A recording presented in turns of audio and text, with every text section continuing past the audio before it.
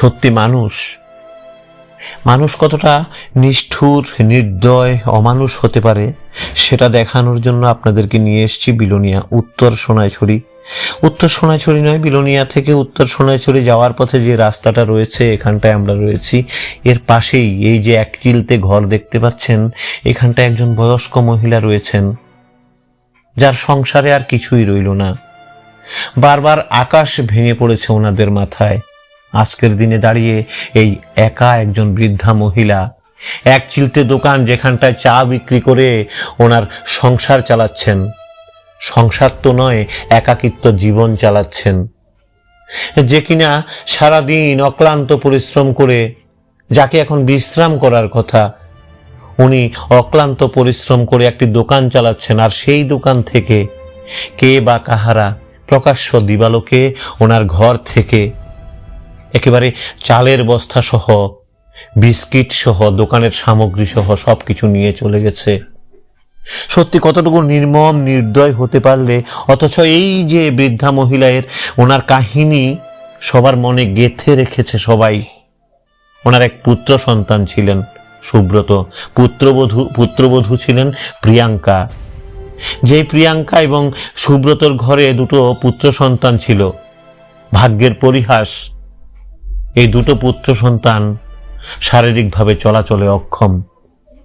ছোট ছেলেকে বারান্দায় রেখে প্রিয়াঙ্কা যখন স্নান করতে গিয়েছিল, তখন মোটর থেকে বিদ্যুৎ স্পৃষ্ট হয়ে ঘটনাস্থলে প্রাণ হারিয়েছিলেন তিনি। আর এই দুটো অসহায় বাচ্চাকে নিয়ে একেবারে দিশেহারা হয়ে গেছিলেন সুব্রতবাবু।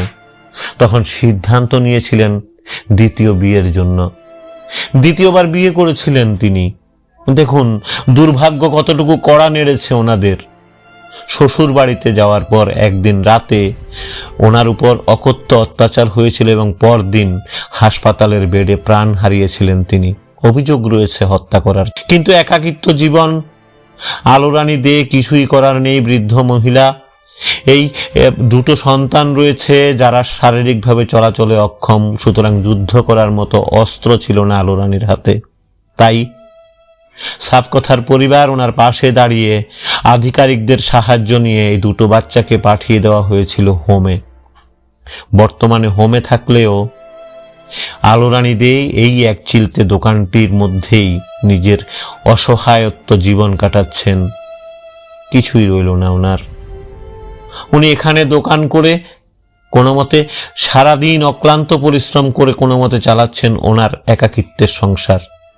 অথচ এখানে হয়তোবা কোনো নিষ্ঠুর অমানুষের চোখ পড়েছে, কুনজর পড়েছে ওনার দোকানে। ঠিক দুপুরবেলা যখন উনি 1টার সময় ঘর থেকে বেরিয়েছিলেন, কোনো একটা কাজে যখন গিয়েছিলেন বিলোনিয়া শহরে, 5টার সময় এসে দেখতে পাচ্ছেন ওনার ঘরের যে চালের বস্তা রয়েছে, বিস্কিট রয়েছে, দোকানের কিছু জিনিসপত্র রয়েছে, সব কিছু নিয়ে চলে গেছে। দোকানের তালা ভেঙে কিছুই রাখেনি ওর। অথচ প্রত্যেকটা জায়গাতে, রাজ্যের প্রত্যেকটি প্রান্তে এই যে একটি নির্মম ঘটনা, এটা কিন্তু সবার জানা রয়েছে। কে এই চোর? কিভাবে চুরি করে নিয়ে গেল এই চালের বস্তা? নিশ্চয়ই কোনো গাড়ি কিংবা অটোরিকশায় করেই এখান থেকে নিয়ে যেতে হয়েছে। আলোরানীর সাহায্যের জন্য, সহযোগিতার জন্য আমরা নানানভাবে নানান দিগ্গজদের বিভিন্নভাবে অনুরোধ করেছিলাম। বারবার হাত বাড়ায়নি কেউ, আশ্বাস দিয়েছে আমাদেরকে। সত্যি মানুষ নিজেদেরকে ফোকাস করার জন্য যতটুকু ব্যস্ত, গরিবদের পাশে, অসহায়দের পাশে দাঁড়ানোর জন্য কেন এত ব্যস্ত নয়, সেটাই বুঝতে পারে না গোটা সাফকথার পরিবার। এই আলোরানীর জন্য বিভিন্ন সময় বিভিন্ন দিগ্গজদের আমরা ফোন করেছিলাম, কিন্তু সাহায্য পায়নি কেউ।